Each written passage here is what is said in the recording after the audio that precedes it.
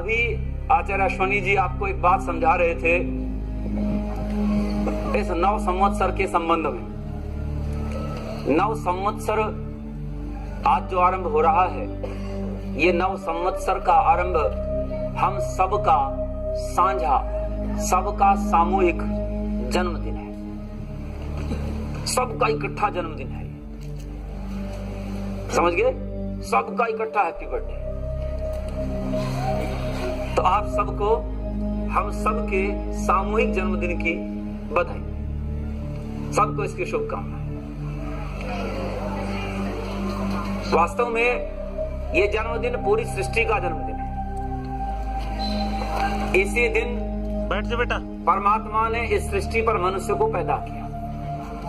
इसी से इसको हम सृष्टि संवत्सर के नाम से जानते हैं। अपने राष्ट्र के इतिहास में आदि सृष्टि से लेकर के और आर्य समाज की स्थापना तक अनेकों कार्य हमारे पूर्वजों ने इसी दिन आरंभ किए। जानबूझ करके इसी दिन अपने कार्यों को आरंभ करने की हमारे यहाँ परंपरा रही है। जो हम लोग संवत को जानते हो ना, जिसे विक्रम संवत जिसको कहते हैं, कौन सा शुरू हो गया आज से? 2075 जो शुरू हो गया है, इसका आरंभ भी महाराज विक्रम ने इसी दिन से किया। और भी अनेकों कार्य हुए, अनेकों राज्यों के राज्याभिषेक इसी दिन होते रहे। तो ये पर्व ऐसा है कि जिसको हमारे पूर्वज बहुत लंबे समय से मनाते आए। और इसी पर्व को, क्योंकि हमारे पूर्वज बड़े बुद्धिमान थे, ताकि ज्यादा छुट्टी ना करनी पड़े, ज्यादा बार कार्य ना देखना पड़े, सबका इकट्ठा ही बन जाए एक साथ। तो इस दृष्टि से हमारे पूर्वजों ने इसी को चुना। यहाँ तक कि हृदयानंद सरस्वती ने आर्य समाज की स्थापना के लिए भी इसी दिन को चुना। और आर्य समाज का उद्देश्य क्या है स्थापना करने का, उसको आचार्य अश्वनी जी आपको बता रहे थे। थोड़ा सा मैं भी बताने का प्रयास करता हूँ, उसके बाद मैं उस मुख्य विषय पर आऊंगा, क्रांति वाले पर। ये बताओ, आप लोग स्वतंत्रता जानते हो किसे कहते हैं? किसे कहते हैं जानते हो?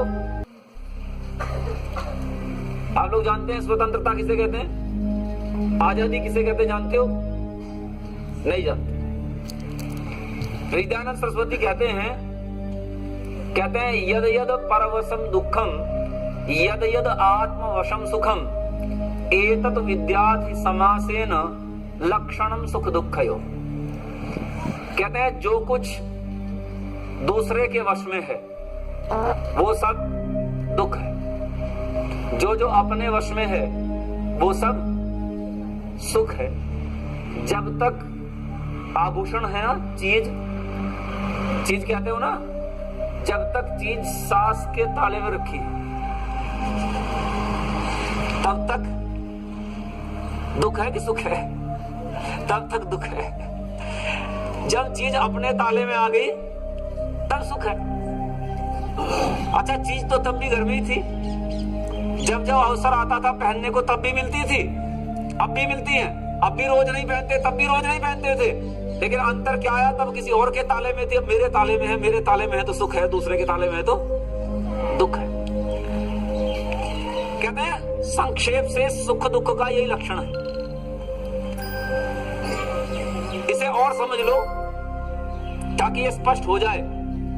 ये जो स्वतंत्रता शब्द है, इसको समझने में थोड़ी सुविधा होगी।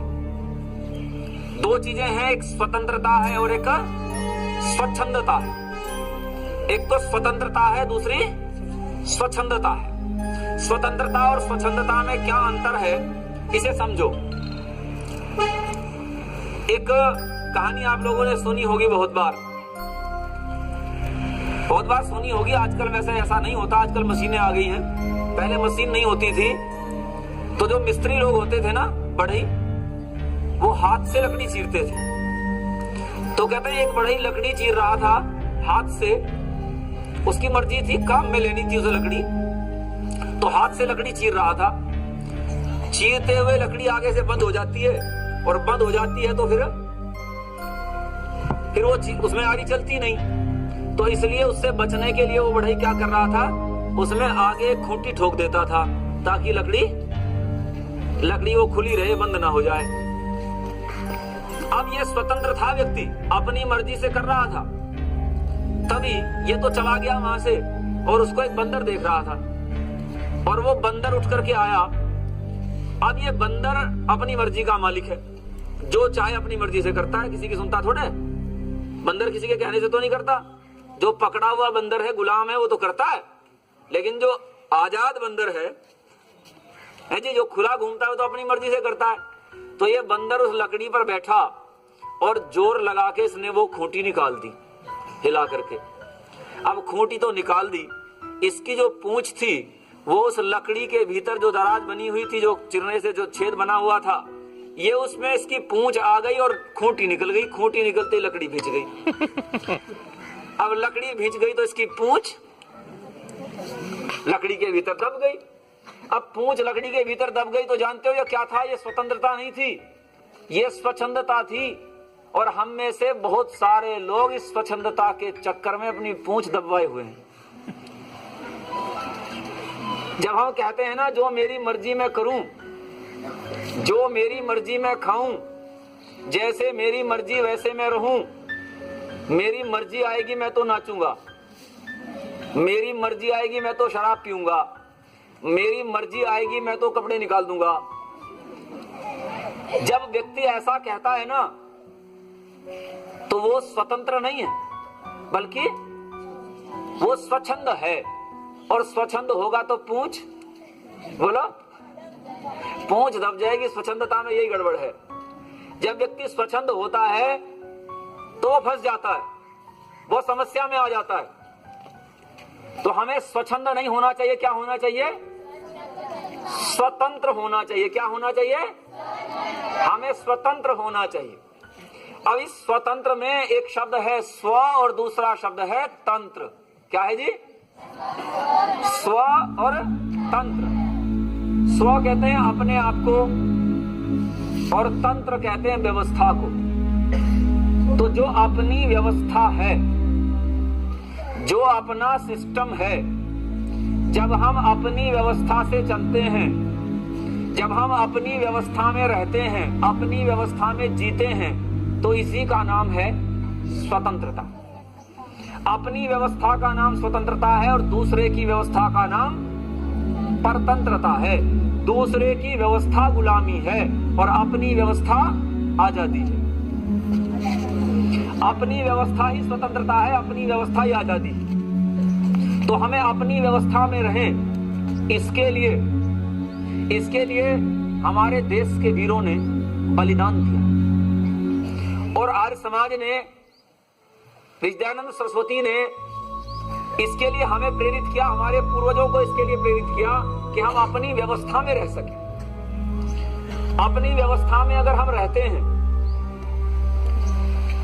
तो अपनी व्यवस्था में रहने पर सुख होता है और दूसरे की व्यवस्था में रहने पर दुख होता है। कैसे दूसरे की व्यवस्था में रहने पर दुख होता है मैं बताता हूं आपको। हमारे यहाँ गर्मी होती है ना, अब गर्मी शुरू हो गई कि नहीं? हो गई ना। और अभी अप्रैल तक विवाह होंगे। अप्रैल में भी कुछ विवाह हैं, शादियां हैं ना अप्रैल में भी। अब जो अपनी व्यवस्था का व्यक्ति है वो बढ़िया ढंग का सूती कपड़ा जो बनवाता है दूल्हा, वो सूती कपड़ा बनवाता है और सूती कपड़ा बनवा करके बढ़िया, और वो विवाह करने जाता है। बढ़िया कुर्ता धोती भी आती है आजकल, बढ़िया दूल्हे की है, वो धोती पहन करके जाता है, गर्मी कम लगती है। ये तो अपनी व्यवस्था है। और एक व्यक्ति जो दूसरे की व्यवस्था में, जानते हो, वो कोट बनवाता है अप्रैल में कोट बनवाता है और टाई लगा लिया, कोट पहन लिया। अब पसीना है कितना चल रहा है, वो बीच में बेचारा बग्गी पर बैठा हुआ है धूप में, उधर लोग नाच रहे हैं और इसे पसीना आ रहा है। इसकी बुरी हालत है, कोई पूछने वाला नहीं। बग्गी में पंखा थोड़े लगा है, क्यों जी? वहां इसकी बुरी हालत है, कोई पूछने वाला नहीं है। ये बेचारा परतंत्र है, ये अपने तंत्र में नहीं है, ये दूसरे के तंत्र में है, ये गुलाम है। भले ये मानसिक रूप से गुलाम हो, लेकिन ये गुलाम है और इसीलिए बेचारा दुख भोगता है। भले ही ऊपर से कहता हो जी ये ठंडा कोट है, लेकिन इसमें एसी थोड़ा है। ये कोट भी आखिरकार कपड़ा है और वैसा कपड़ा है जो जिसमें हवा पार नहीं होगी और ये इसे गर्मी में हानि करेगा। ये है परतंत्रता। तो ये परतंत्रता मैंने बहुत हल्के में समझाई है, लेकिन इस परतंत्रता को जब हम लेंगे गहराई में, इस परतंत्रता को जब हम लेंगे, कितने दुख का कारण होती है जब हमें विवाह दूसरे की मर्जी से करना पड़े, जब हमें रहना दूसरे की मर्जी से पड़े, जब हमें खाना दूसरे की मर्जी से पड़े, जब हमें जो वस्तुएं मिलती हैं, जो हमें शिक्षा मिलती है, वो सब दूसरे की मर्जी से मिले, तो सोचो कहीं सुख का क्षेत्र नहीं रहता, कहीं सुख का स्थान नहीं रहता। और जब इसको हमारे पूर्वजों ने देखा तो उन्होंने इसके लिए लड़ना आरंभ किया, उन्होंने इसके लिए संघर्ष करना आरंभ किया। और इसलिए यह संघर्ष करना आरंभ किया कि अरे देखो, जब अपना तंत्र होता है तो अपने तंत्र में सब उसके लिए प्रयत्न करते हैं। कैसा प्रयत्न करते हैं? एक किसी कवि ने कहा है, कहते हैं विश्वत रेखा का वासी जो जी लेता है हाँफ हाँफ कर।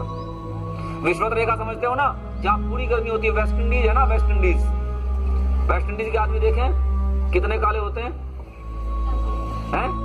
जैसे आपके सिर के बाल ऐसे होते हैं। और वो भी अपने देश के लिए लड़ते हैं, उस देश के लिए लड़ते हैं जहां सांस लेना मुश्किल है, जहां रहना मुश्किल है, इतनी गर्मी है। आप लोग चले जाओ तो एक दिन रह जाओगे तो एक दिन में आपका चेहरा काला पड़ जाएगा, एक दिन में आपके चेहरे की त्वचा फूक जाएगी, एक दिन में जल जाएगी त्वचा सूरज की गर्मी से, इतनी धूप है।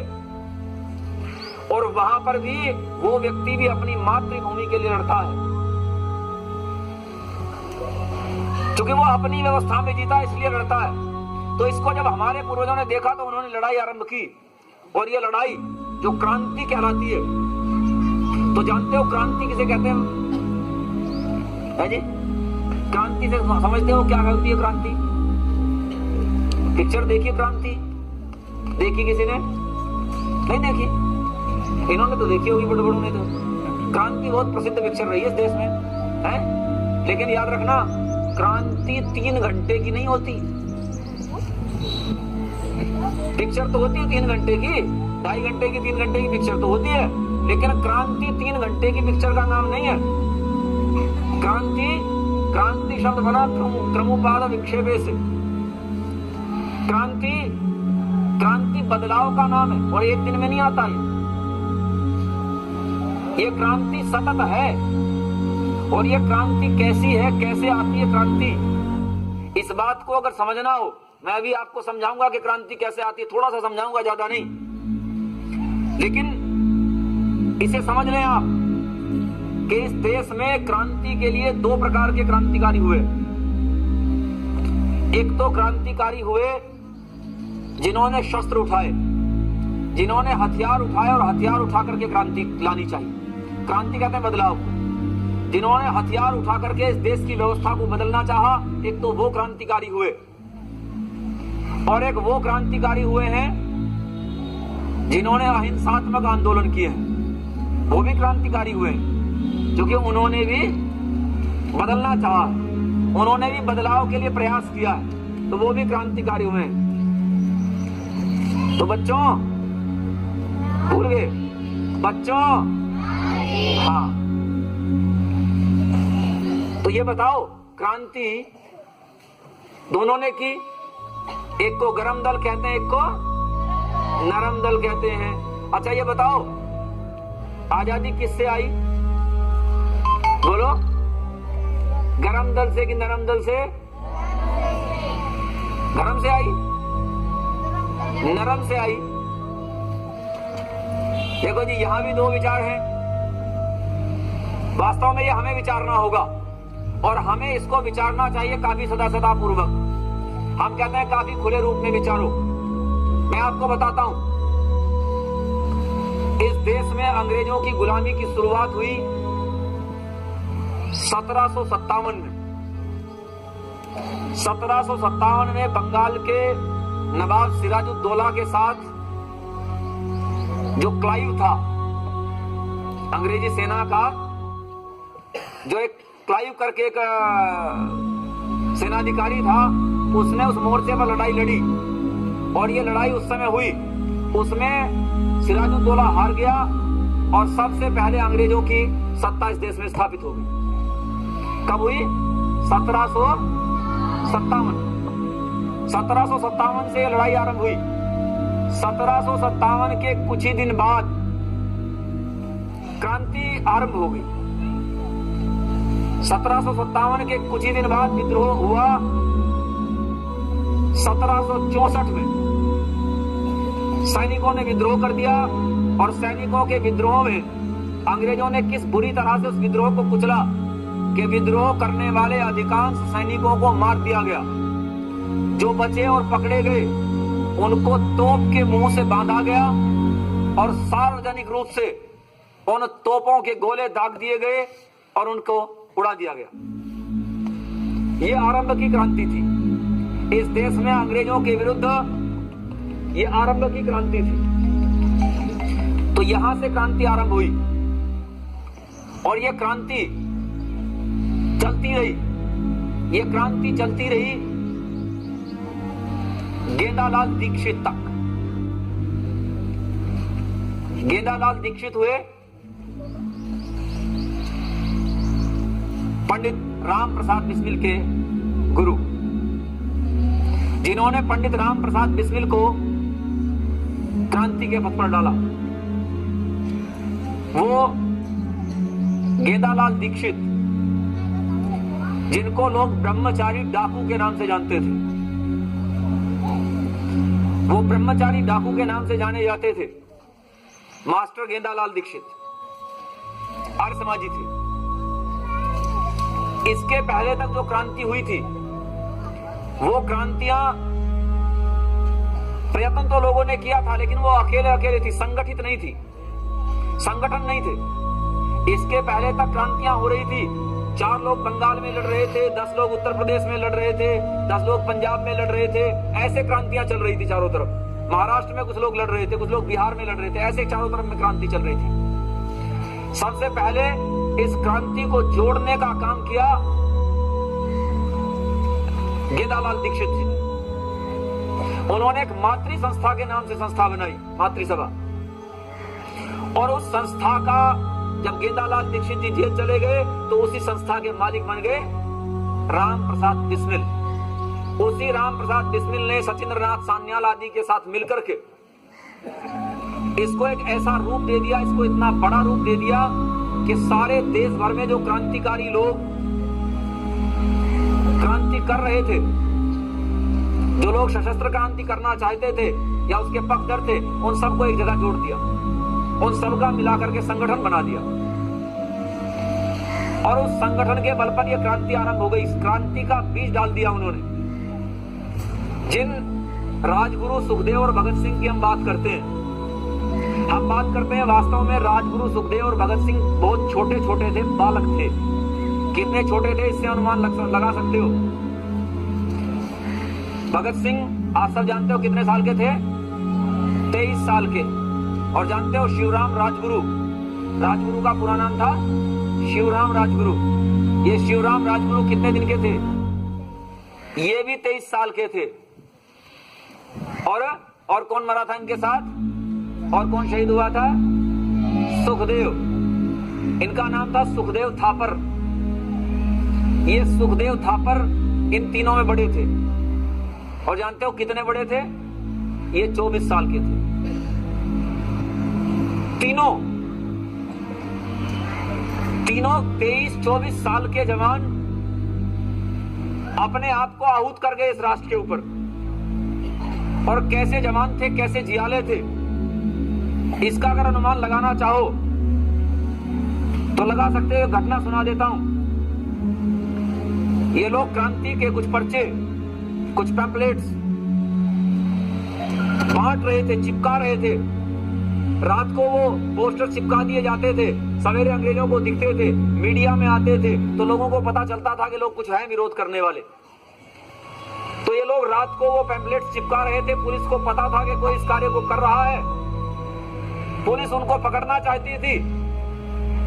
अब पुलिस अपना काम कर रही थी, ये अपना काम कर रहे थे। भगत सिंह स्वयं बताते हैं इस बात को। कहते हैं उधर पुलिस आई, हम तीनों वहां थे, और चूंकि तीनों पक्के मित्र थे, तीनों वहां थे। कहते हैं हम तीनों एक दुकान में घुस गए और हमने दुकान का दरवाजा अंदर से बंद कर लिया, और कहते हैं अंदर बाहर तो पुलिस खड़ी है जो हमें मारने के लिए खड़ी हुई है, जो हमें देखते ही गोली मार सकती है। बाहर पुलिस खड़ी है, और कहते हैं ऐसे में इस सुखदेव को हंसी छूट गई।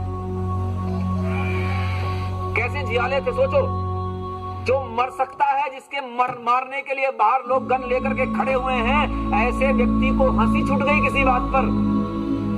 और भगत सिंह कहते हैं मैं रोकता ये नहीं रुकता, मैं रोकता ये नहीं रुकता। हंसी इतनी छुटी कि ऐसी स्थिति बन गई कि हमें इसके मुंह पर हाथ रखना पड़ा जबरदस्ती। कहते हैं हम दोनों इसे पीटने लगे, और कहते हैं ये पिटता रहा और हंसता रहा। कहते हैं पिटते पिटते भी इसकी हंसी बंद नहीं हुई। और कहते हैं जब वो पुलिस वाले चले गए, कहते तब तक तो हमने इसकी आवाज बाहर नहीं निकलने दी। और कहता है हमारी हालत भी ऐसी थी कि जैसे ही वो पुलिस वाले चले गए तो फिर हमारी भी हंसी छूट गई, और घंटों तक हम लोग हंसते रहे। सोचो कैसे लोग थे। इसका अनुमान लगा करके देखना।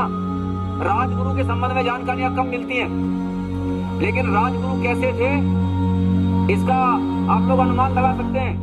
ऐसा अनोखा युवक था यह राजगुरु। कहते हैं एक दिन चलते चलते इसने सोचा कि अगर तुझे किसी दिन पुलिस पकड़ ले तो पुलिस के पकड़ने पर कहीं तू टूट ना जाए, कहीं अपनी बातें लोगों को बता ना दे। तो उसने सोचा इसका एक बार जांच तो करूं। तो जानते हो क्या जांच की उसने? सामने पुलिस वाले खड़े हुए थे चौकी के आसपास, वो गया और जाकर के उसने एक पुलिस वाले को पकड़ा और 2 चांटे इधर से मारे और 2 चांटे इधर से मारे। अच्छा फिर क्या होना था? फिर क्या होना था? पुलिस वालों ने उसे पकड़ा और पकड़ करके जितना पीट सकते थे पीटा। अब ये पिटने के बाद इसका मुंह सूजा हुआ, इसके हाथ सूजे हुए, मुंह पे खून निकला हुआ, शरीर पे लट के निशान। ये गया अपने मित्रों के पास, जब भगत सिंह के पास गया तो भगत सिंह कहते हैं मैंने पूछा अरे भाई तुझे क्या हो गया? तो ठीक ठाक गया था, अभी क्या हो गया? तेने कोई मिशन पर भी नहीं था, कोई काम भी नहीं कर रहा था, कैसे तो ये हालत हो गई? तो कहता है मैं तो ये जांचना चाह रहा था कि ये पुलिस कितना मार सकती है। सोचो सोचो कैसे लोग थे वो। ये स्वतंत्रता ऐसे नहीं आई।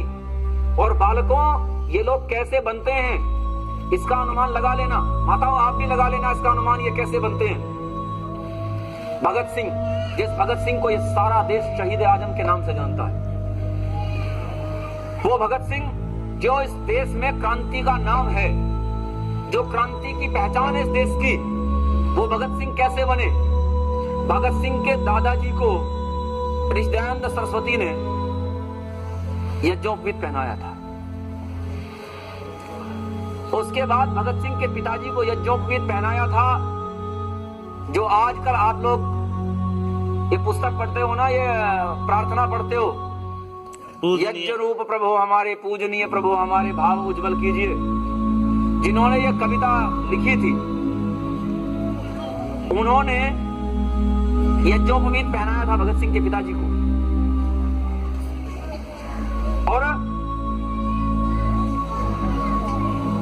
उस परिवार की क्या स्थिति रही कि पहले तो दादाजी लड़े देश की स्वतंत्रता के लिए, दादाजी लड़े, दादाजी के बाद भगत सिंह के पिताजी लड़े, उनके दोनों भाई लड़े, यानी उनके जो चाचा जी थे वो भी लड़े, और एक चाचा को तो देश निकाला दे दिया गया, उन्हें काले पानी की सजा दे दी गई, उन्हें जाना पड़ा। और जानते हो कैसी स्थिति थी? एक जो बात जिसकी ओर मैं आपको इंगित करना चाहता हूं कि कैसे भगत सिंह बनते हैं। जो चाचा जी अजीत सिंह जी, जिनको देश निकाला दिया गया था, लेखक लिखते हैं, मनमथनाथ गुप्त लिखते हैं, भगत सिंह के मित्र, वो लिखते हैं, कहते हैं भगत सिंह सबसे ज्यादा अगर घर में किसी व्यक्ति को प्रेम करता था तो वो इसकी वो चाची थी जो अजीत सिंह जी की पत्नी थी। ये अजीत सिंह जी की पत्नी के पास ही खेलता था, उन्हीं के पास सोता था, उन्हीं के पास ये रहता था सबसे ज्यादा। भगत सिंह खेला तो उनकी गोद में खेला। अब सोचो जिस समय उस भगत सिंह की चाची के आंखों में अपने पति को स्मरण करके आंसू आते होंगे कि नहीं आते होंगे? वो आंसू आते होंगे, उन आंसुओं को पूछने का काम कौन करता होगा? वो छोटा सा बालक भगत सिंह करता होगा। तो वो भगत सिंह ऐसे नहीं बना था, वो भगत सिंह क्रांति की एक परंपरा का प्रतीक था। उसके दादाजी के से क्रांति आरंभ हुई थी, ये क्रांति उसके पिता में आई, ये क्रांति उसके चाचा में आई, ये क्रांति का प्रभाव उसकी चाची में आया, और उस चाची के दुलार से, उस चाची के लाड से जहां से भगत सिंह बना था, वास्तव में वहां से कूट कूट करके ये क्रांति भगत सिंह के भीतर भरी गई थी, और ये इससे भगत सिंह बना था। इसको याद कर लेना कि ये क्रांति आई, ये बदलाव आया उनके कारण से, और कितना बदलाव आया इसे आप समझ सकते हो। उन्होंने अपना सर्वस्व होम दिया, और किसके साथ होम दिया, किस लिए होम दिया? बता रहे थे सुरेंद्र जी, इसलिए होम दिया ताकि ये जो क्रांति का विचार है, ताकि ये जो अंग्रेजों को भगाने का विचार है, ये इतना प्रबल हो जाए कि इस देश की कोई धारा उसे रोक न सके। और इसका बताता हूं आपको, ताकि आपका निश्चय हो जाए कि क्रांति किससे आई, बदलाव किससे आया, स्वतंत्रता किससे आई, आपको इसका अनुमान हो जाए। इस देश में दो धाराएं चलती रही। एक धारा थी क्रांतिकारियों की, बलिदानियों की। ये बलिदानियों की धारा कहते हैं कम से कम संख्या रहे हमारी, हम कम से कम लोग रहें और ज्यादा से ज्यादा बलिदान करें। एक तो ये भावना थी। दूसरी भावना थी गांधी जी की, दूसरी भावना थी अहिंसक आंदोलन वालों की। वो कहते थे ज्यादा संख्या रहे और कम से कम बलिदान। लेकिन जब इन क्रांतिकारियों ने इन्हें विवश किया और इस देश में अपना बलिदान देकर के वो धारा बहा दी, ऐसी धारा इस देश में बहा दी कि उसके बाद गांधी जी के बस की बात नहीं रही इस देश के लोगों को रोकना। अंततः ऐसे आंदोलन होने लग गए कि अंग्रेज सेना जिधर जाती, जिधर पता लग जाता लोगों को अनेक अंग्रेज सेना जा रही है, लोग रेलों की पटरियां उखाड़ देते, लोग थानों में आग लगा देते, अंग्रेजों के परिवार के होने का पता चल जाए तो उनके ऊपर हमला कर देते। जब चारों तरफ ऐसी घटनाएं घटने लगी और गांधी जी को लगा कि अब रोकना मुश्किल है, तो तब गांधी जी ने एक नारा दिया था 42 में, अंग्रेज बता दो एक नारा दिया था। उन्होंने कहा था करो या मरो। इसका अर्थ है कि गांधी जी को अंततः समर्पण करना पड़ा था भगत सिंह और हमारे क्रांतिकारियों की विचारधारा के पीछे। तो ये याद रखना होगा कि किससे आई आजादी, आप समझ में तो आ गया होगा किससे आई आजादी? उस विचारधारा से आई जिसके सामने गांधी जी को भी सरेंडर करना पड़ा। ये अलग बात थी कि वो दिखाते रहे कि हमने सरेंडर नहीं किया, वो दिखाते रहे कि हम तो अहिंसक ही हैं, लेकिन वास्तविकता ये थी कि गांधी जी को भी ये कहना पड़ा कि अब या तो करो और या तो मरो। ये अलग बात है कि गांधी जी के भीतर में वो हिम्मत नहीं थी कहने की कि वो कह सकते, जिस बात को भगत सिंह कहते रहे, जिस बात को चंद्रशेखर आजाद कहते रहे, जिस बात को हमारे सुभाष चंद्र बोस कहते रहे, यह हिम्मत गांधी जी के भीतर नहीं थी कि वो कह पाते कि या तो मरो और या तो ना, या तो मरो और या तो मारो। काश के वो ये कह पाते, यह कहने की उनकी हिम्मत नहीं थी, लेकिन लोगों ने किया वही, या तो वह मर गए और या तो वह मार गए। इसके बिना आजादी नहीं आ सकती थी। तो आजादी तो युवाओं ऐसे ही आती है, ऐसे ही आ सकती थी और कोई उपाय भी नहीं था। लेकिन एक चीज सावधान रहने की आवश्यकता थी, और वो सावधानी नहीं रही। वो सावधानी क्यों नहीं रही? क्योंकि एक तरफ वो लोग थे जो अपना सर्वस्व लुटा रहे थे, और दूसरी तरफ वो लोग थे जो केवल अहिंसा के लिए खड़े थे, जिन्होंने कभी गोलियां नहीं खाई, जिन्होंने कभी लाठियां नहीं खाई। नाम मात्र के लिए वो पहले जेल चले जाते थे, लाठियां दूसरे लोग खाते थे। और जब इस देश की सत्ता के हस्तांतरण का नंबर आया तो वो सावधान नहीं रह पाए। सत्ता उनके हाथों में चली गई जिन्होंने बलिदान नहीं दिए थे। परिणाम जानते हो क्या निकला? परिणाम यह निकला कि जो राष्ट्र होता है ना, राष्ट्र की आत्मा उस राष्ट्र की संस्कृति है। अगर संस्कृति नहीं है तो राष्ट्र नहीं है। संस्कृति ही अपना तंत्र है, अपनी संस्कृति ही अपना तंत्र है। अगर अपनी संस्कृति नहीं है, अपना तंत्र नहीं है, तो स्वतंत्रता नहीं है। इसको याद रखना, इसको हमारे बलिदानियों ने रेखांकित किया था।